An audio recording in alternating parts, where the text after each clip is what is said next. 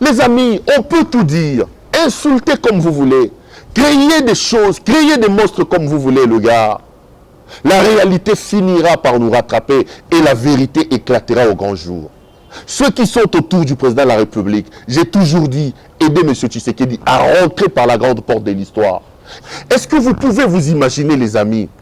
J'ai regardé les réseaux sociaux, le lynchage médiatique sur les journalistes. Je regardais les réseaux sociaux, les insultes sur les journalistes. Comment peut-on reprocher à un journaliste le fait de s'être déplacé pour aller couvrir une information?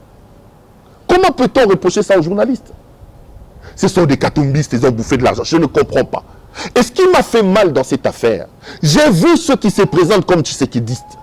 J'ai vu ceux qui se présentent comme laudateurs du président Tshisekedi entrer dans cette danse-là. Ils oublient qu'au même moment, Monsieur le Président de la République venait de tenir pour la première fois au Congo, à Kinshasa, une conférence de presse. Le service de communication du Président de la République, Monsieur Eric Nindou, à trop vouloir chercher le mal, à trop vouloir chercher le bouc émissaire, on oublie à faire l'essentiel. Regardez, prenez les deux événements. Katumbi qui lance tout simplement une formation de ses coordonnateurs et son Excellence Monsieur le Président de la République qui fait un point de presse sur la situation catastrophique à Goma.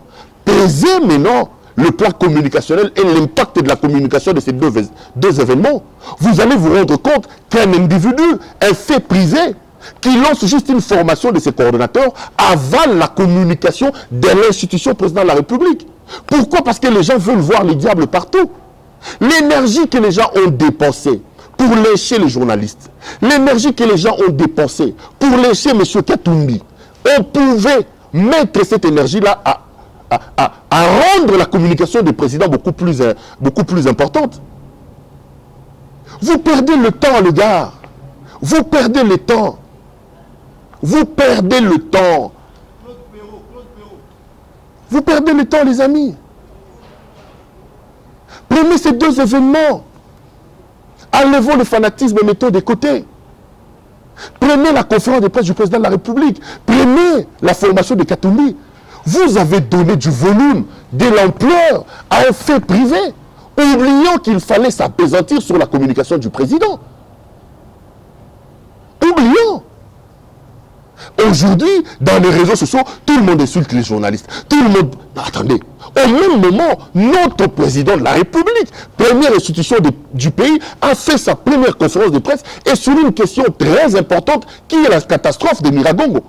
Vous avez mis le temps à insulter les gens, vous avez mis le temps...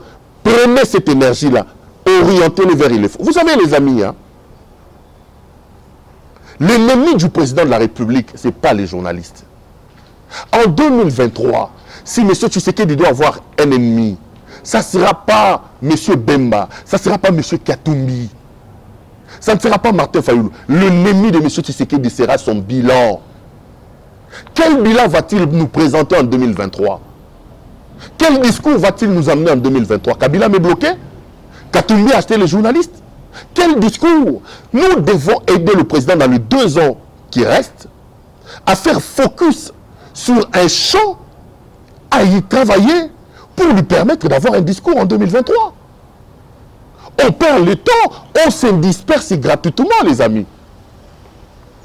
À cause du souci, à cause de la quête de vouloir trouver un bouc émissaire, vouloir tout justifier, vous avez rendu inaccessible la communication sur la conférence du président de la République.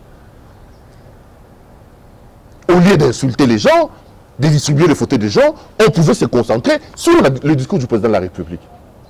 Rassurez-vous, les amis, l'ennemi de M. Tshisekedi en 2023, ça sera son bilan. Parce qu'il sort d'une école de critique. Pendant 32 ans, l'UDPS n'a fait que critiquer. L'UDPS n'a fait que critiquer. Ne donnez pas l'impression aux gens qui disent que la critique est facile. Les gens seront impitoyables parce qu'en critiquant, il a cristallisé les espoirs des Congolais.